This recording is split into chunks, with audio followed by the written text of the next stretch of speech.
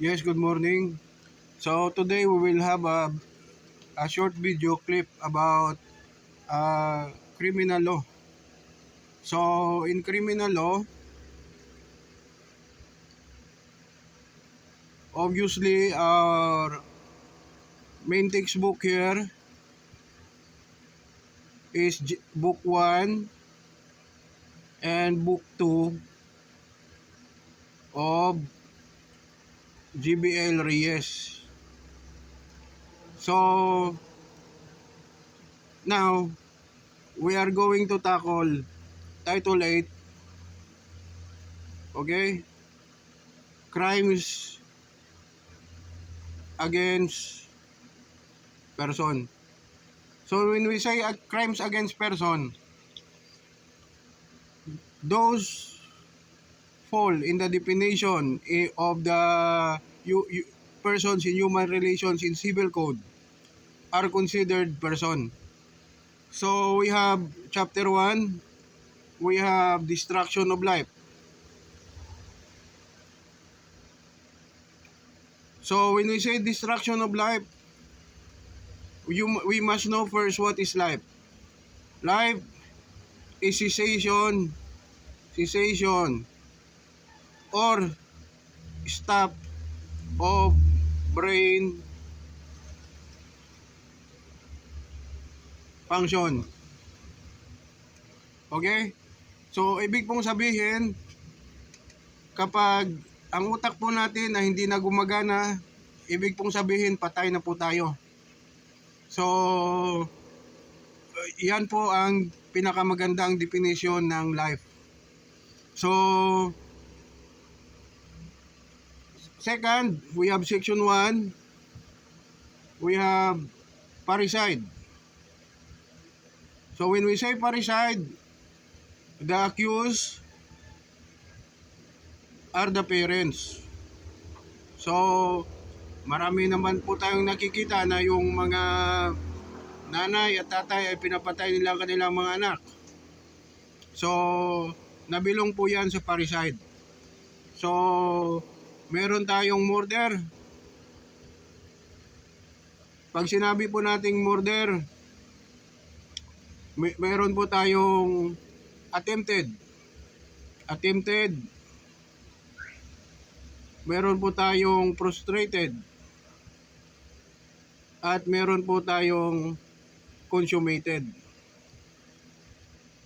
So dito po, here, we must remember that the primary thing in murder is treachery.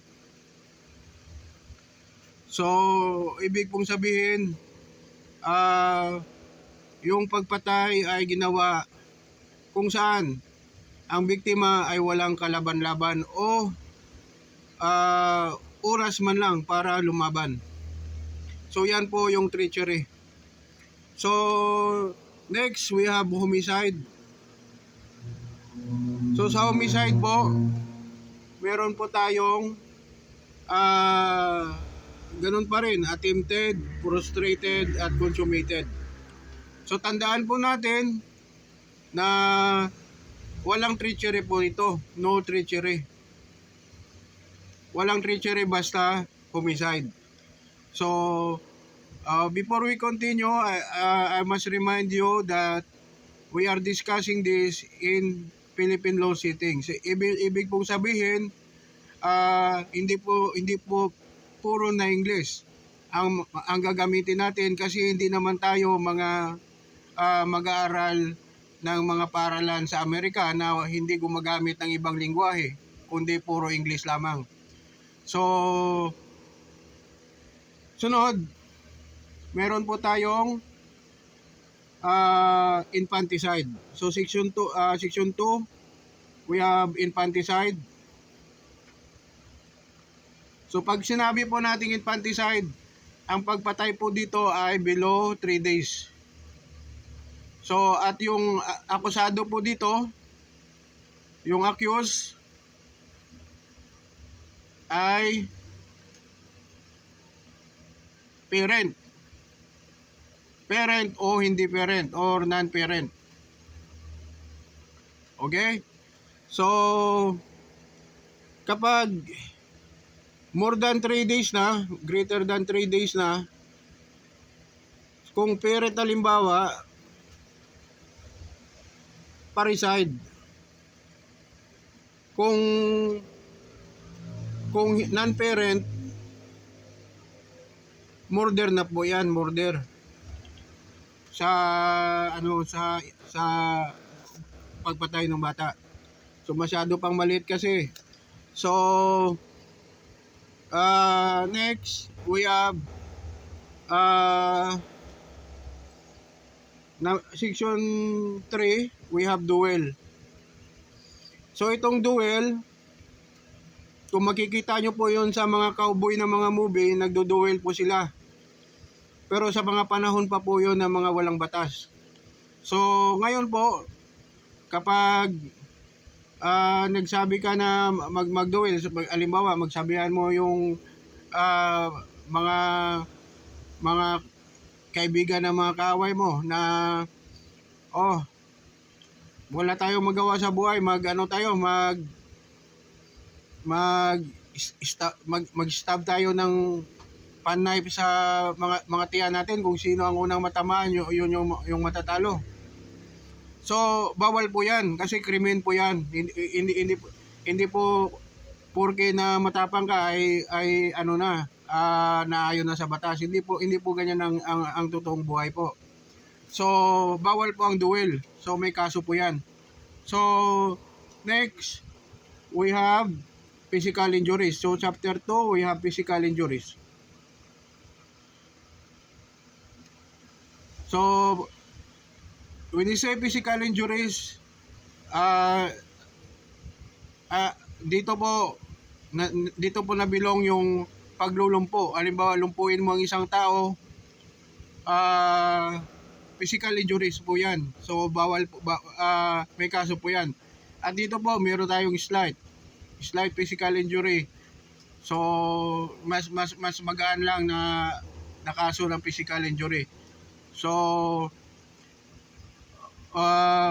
ano pa bang mga halimbawa ng mga physical injury? Pangbubugbog, physical injury po yan. Bawal po yan. So may kaso po yan sa batas. Gayon nga, may kaso, meron ring mga fine, meron ring mga multa. So gayon pa man, meron tayong rape. So rape o panggagahasa.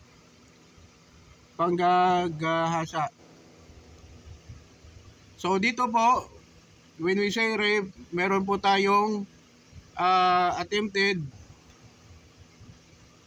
meron po tayong consummated. Kasama na rin frustrated dito. So dito po, meron tayong consummated. So we have also the simple rape. So statutory rape,